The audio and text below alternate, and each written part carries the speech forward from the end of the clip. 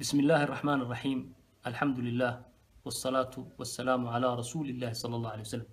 أما بعد ولا ليال وحان هدا كسوغن هاي الحمد لله ودنك سويسرلاند خاص أهان مقالة زيورخ وحان سو قدبينينا أو آن إذين سو قدبين دونا سلسلة تحاناء أو لا مقع بحضي سيدات أهجاجسا نفت هذا حق الدنيا حق دين iyo xag aakhiro labadaba oo aad u dareentaa inay noloshaadu isbedeshay anagoo ka soo qaadanayna diinta Ilaahay subhanahu wa ta'ala aqwaasha nabiga alayhi salatu wasalaam